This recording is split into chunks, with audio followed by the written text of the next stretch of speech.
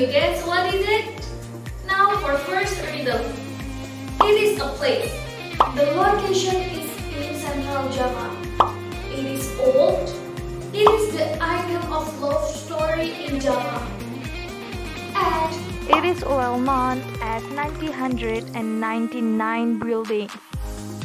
can you guess what is it? Correct.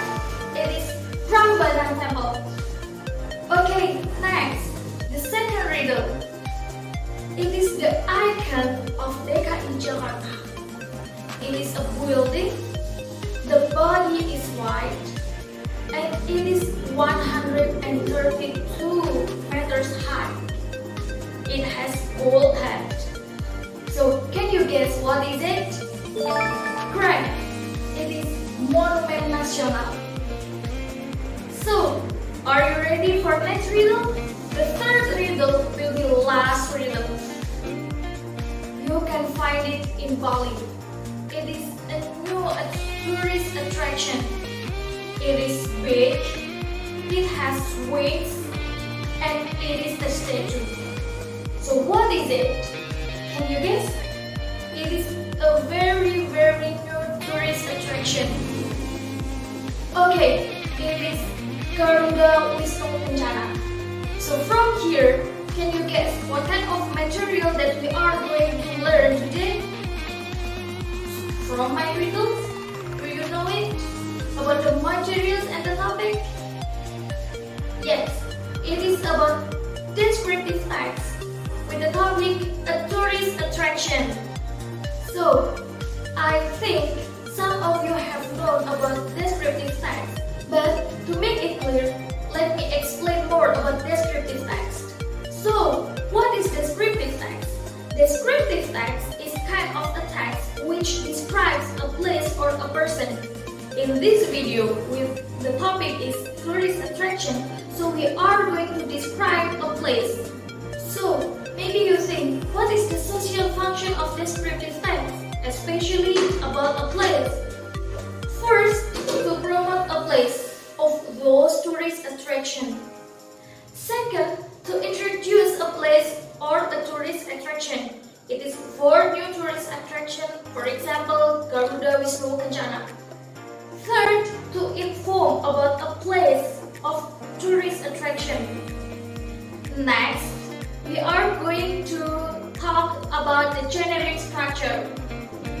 The generic structure of descriptive text, it is divided in two parts. The first part, it is about identification.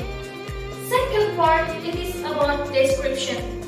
So, what is identification in descriptive text? It identifies the place to be described. So in here, in this part, you have to mention about the address or maybe specifically where the place takes place. Second, the description of descriptive text. It describes the characteristic or parts of the place or building described. So in here, you have to mention the characteristic. For example, how big is it? How large is it?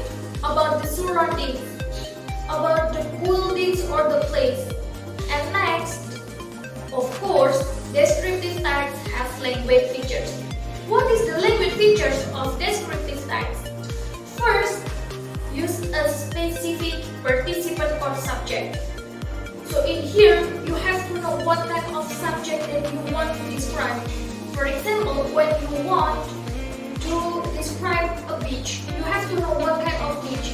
For example, Kuta Beach, Sanur Bali Beach, Watu Ulo Beach, and etc. Second language features, it is about use lots of adjectives. Of course, when you want to describe a place, you have to use adjectives since it is talk about the characteristic of those places. For example, big, large, and then etc. Third, use simple present tense. Why descriptive text uses simple present tense? Because it tells the fact of the object described. Okay, that's all the explanation about descriptive text. So, let's analyze my riddle. First riddle about Prambanan Temple. In this text, you know that the first sentence, it is about identification. Why? Because I mentioned about the place, the address of Prambanan Temple. And the second until the fourth sentences, it is about description. Why? Because I mentioned about the characteristics of Prambanan Temple. Next, for second riddle, it is about Monument Nasional. So, from the first sentence, you have known about the place of Monument Nasional since I mentioned about DKI Jakarta. And second, until the last sentences, it is about description since I tell you about the body, the head, the height. It is about the characteristic of Monument Nasional.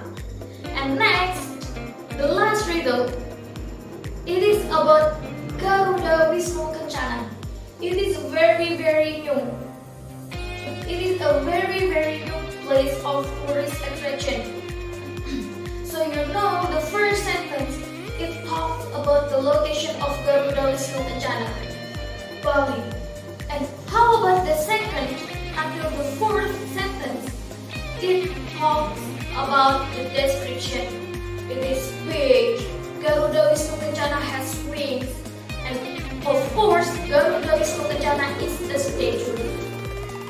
Next, how about the other example of descriptive text? So if you want to know about the other example of descriptive text, you have to know the form of descriptive text. So descriptive text divided into two kinds of form. The first form is written descriptive text. The second form is spoken descriptive text. So what is written descriptive text? Written descriptive text is a kind of a text that we literally write it.